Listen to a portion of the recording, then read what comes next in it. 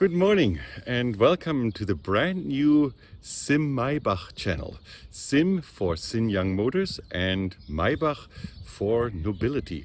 So I have this rather unusual scooter and I'm embarking now on a trip to Africa from Germany.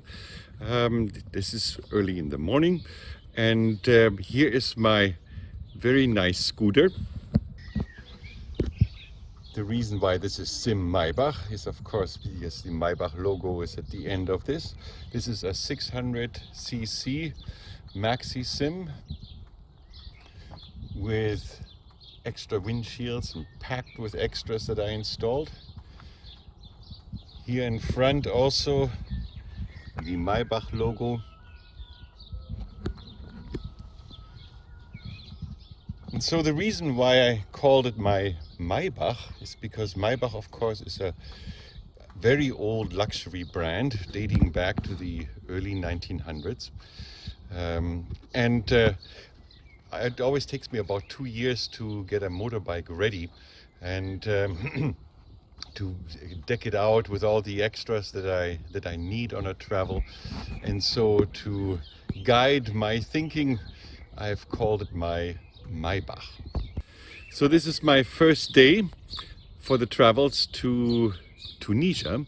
So today I'm going to go through Bavaria, Austria, and halfway through Italy.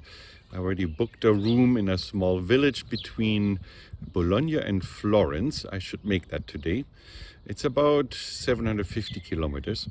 And so this channel here is there for owners of sim motorbikes to also write in what they are doing and how they like their sims. I find them to be extremely good quality and would love to talk with other people about those motorbikes because they are surprisingly good.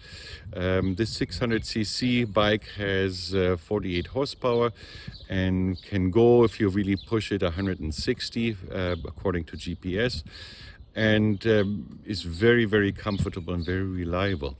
So I'll be posting daily posts of my travels, and when I'm back I will make more technical postings about this particular motorbike and other sim motorbikes, and hope that many of you will enjoy my videos.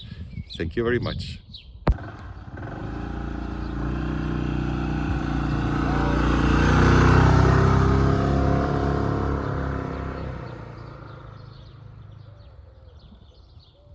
So any journey starts with a bit of gas. In Germany, gas is incredibly expensive. Look at this. €1.96 a liter. So that translates for the American viewers to about $9 a gallon. Just absolutely incredible. The tank of this motorbike has about 14.5 liters, and that's good enough for an average of about maybe 280, 300 kilometers per tank. So I think we're full. Off we go. The first view of the Alps. This is my traditional stop here at a gas station. It's very, very busy today. It seems all of Europe is on the go, and they of course all want to go to Italy. Well, it's beautiful. So, and while I'm here at this spot, I'm starting to eat the legendary lunches that my wife packed. That's good enough for the entire holiday probably. Some pink lemonade with ice cubes, sandwiches, chips, carrot slices. It's beautiful. This will last me a while.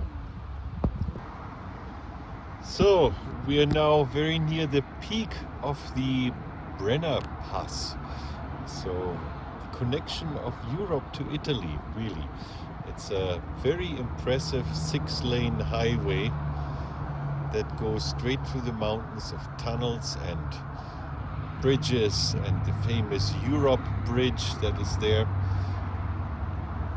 And I remember as a kid, we used to drive to Italy for a holiday from Germany, and it was a 2-day journey because you had to go all these tiny, tiny little mountain pass roads, and all the trucks and every traffic that there is went through these serpentine roads, and it took 2 days to get to Italy. Now, because of this, well, when I say now, this is since 40 years, since the existence of this 6-lane highway, it's cut down to 5-6 hours, and you're deep into Italy.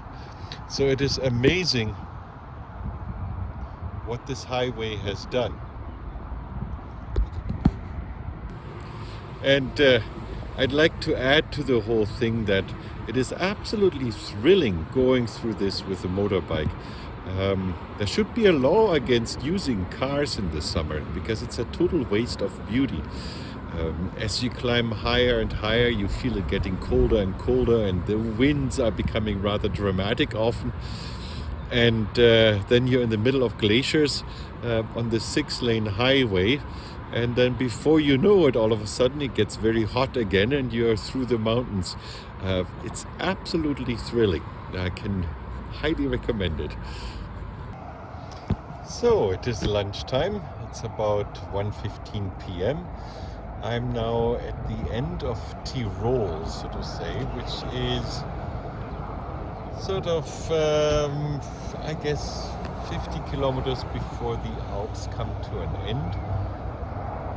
It's a little gas station here, and I'm gonna have part 2 of my wife's lovely lunch that she packed for me.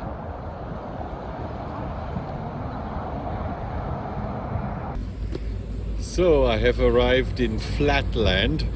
That's well, it's like the prairies between the Alps and south of Bologna. And it's always stunning, even though I've driven this so often, this route, how quickly the Alps disappear. Within 5 minutes, all the mountains are gone as you drive along. The temperature raises by about 6 degrees, and the wind direction changes. And again, many of those things you really experience on a motorbike. So I have to now undress a little bit. I have 4 layers on: my leather jacket, then my electric jacket, a sweater, and underneath a t-shirt. So I'm gonna have to get rid of a couple of layers because it just hit 30 Celsius since I'm out of the Alps. All right, and it's not that far left to the hotel, maybe 150 kilometers. I'm right now at a rather ugly gas station at Bologna, but there is a coffee break place, and there's a little bistro restaurant over there, and I of course shall try to get a bologna sandwich at Bologna. All right, so here's a whole slew of sandwiches. Scream loudly so I can hear it if you see bologna. Cotto, no. Salami, no. Focaccia al crudo that has, no. No. Salami and mango, interesting. No. No, no. Well, what a disappointment. Already had, when was it, last year or 2 years ago, I was in Szegedy and wanted a Szegedy salami sandwich and couldn't find one in Szegedy. And now I'm in Bologna here, and no bologna sandwiches. What do you know? So here is the Bistro Bologna.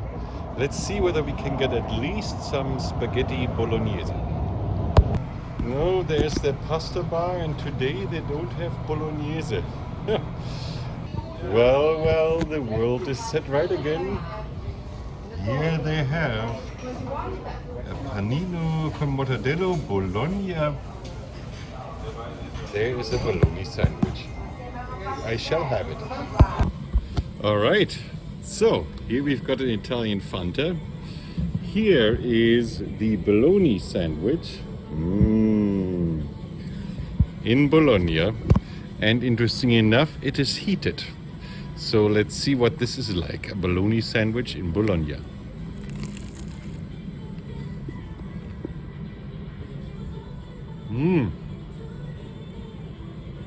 Yes, it was worth traveling 700 kilometers for that.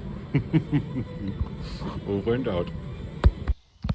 I have arrived now at the hotel. There's a small way going up here. It's in a tiny, tiny village. It was very hard to find and rather adventurous to get to because the road halfway is dissolved and sometimes very, very bad condition and washed out and so on. And tiny and very steep at times. But this is part of some nature reserve, and this little village is romantically nestled between mountains. And it's just a little B&B, but it's like a hotel, really. You have a private bathroom and private suite and whatnot. And here's the chicken coop. So I will be served fresh eggs in the morning. Also comes with your own kitchen if you want to cook your own, but breakfast they do for you. And that's about the size of the village, what you see up there.